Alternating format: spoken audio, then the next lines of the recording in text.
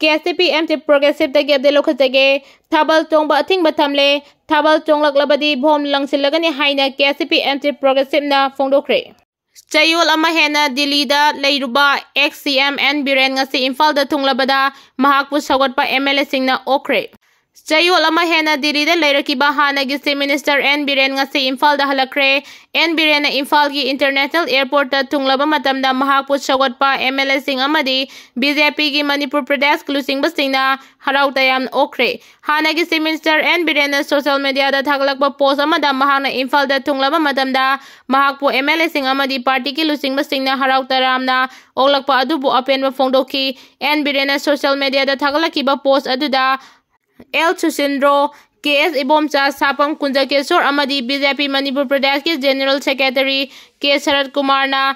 Lengyan P. Yan Bibagaloina na Momo Nokpagi photo singchu uba funky.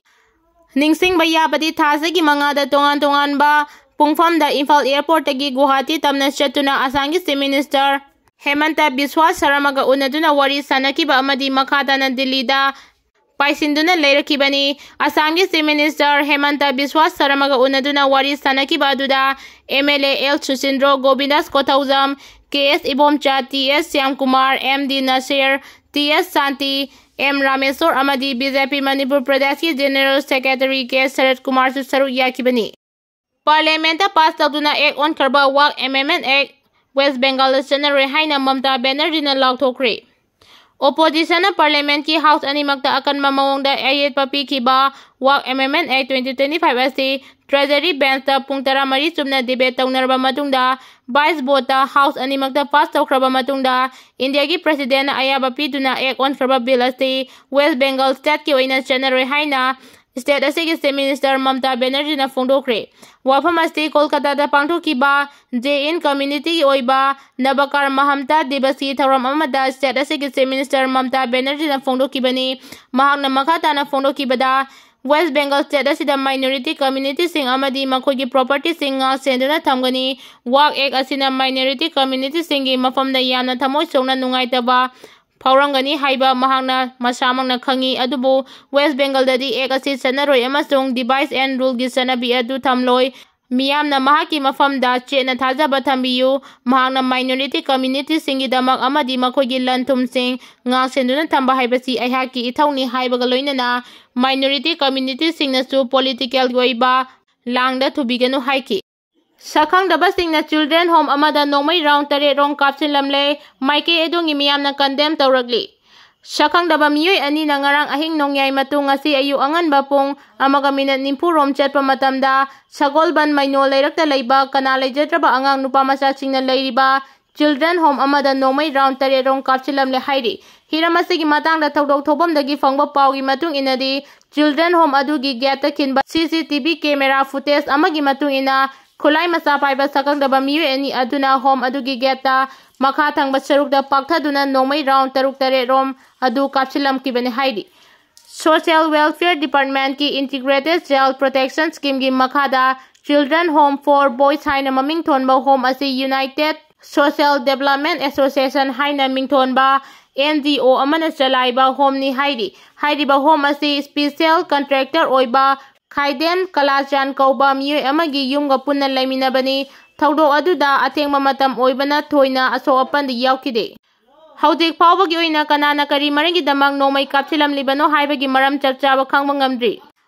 thawdok asigi matangda Lampel police na case ama register tawkhre amaromda nomay kapsilamagi thawong adubu yaningdaba phongdoktuna sagolban maino lairak apunba maira paibi na sinduna wakat mifam chathakre wakat mifam aduda sarugya kibi maira paibi ki president Maibam Purnimasi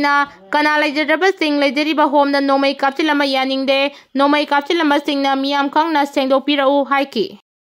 Defense Minister of State Sanjoy Sen ngasi Manipur da laktuna Myanmar Sambal Khabgi Yengsinkhre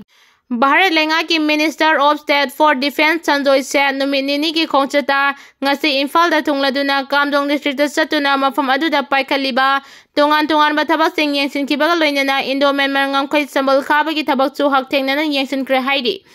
Pausin High Minister of State for Defense Sanjoy Sen ngasi Imphal da thunglabada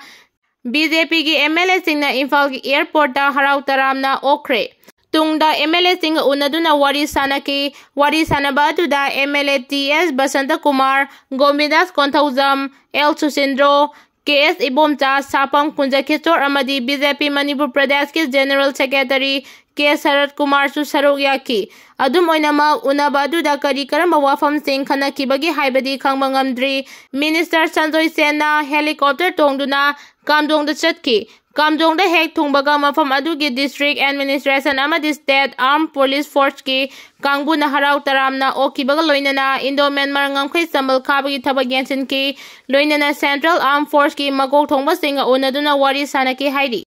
Yairipok ki lambi sembi dabagi mayokta khongjang changsin bahokre.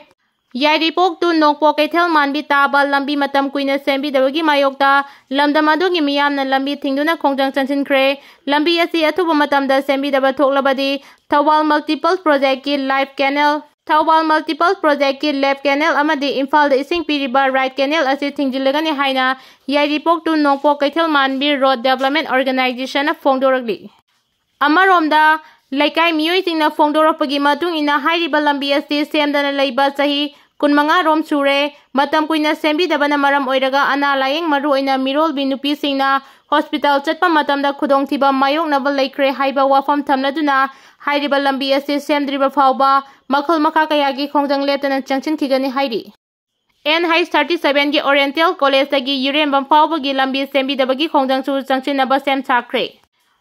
N-37 ki Pasoi Bazar da pangthokiba paugi mifam amada N-37 ki Oriental College tagi Yurembam phawbagi lambi gi phibam ase fatabana maram oiduna nagyeta khundariba amadi karbar tawriba singda chauna saitheng piri haina Pasoi Bazar Board ki General Secretary N.G. Nongre na phongdokre. Mahakna makhata na hai lambi asi fatabana haksel da su chauna saitheng piduna lakpadagi mamang thada Imphal West DC ga Maike esongi miyanga kumna khanaduna tha ani gi manungda sungsoi soidana sembal loisingani amadi noma fawba leptana sengbani haiduna DC na thajaba piraki madugi matung ina lambi asi semba hauki. Lambi asi semba hauramlaga lekriba asi numit mangani sure mamangda yanakibada lambi asi uful thoktana ba nongmada ising tareni panrak jaiba haiba sini adubu wafam asi thabakta ontoraktre masina maram oiduna satokta sin tawriba singda chauna khudong charaba mayok na hale.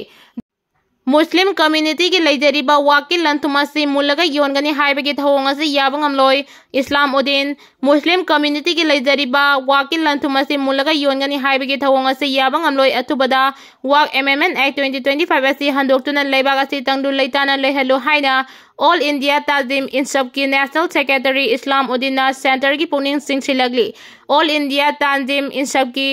Manipur State Council amadi All Manipur Democratic Student Organization anina sinduna ngachili long usoipokpida leiba AITI gi office da pangthokiba paugi mifam amada mahakna mathaki wafam asi phongdokibani.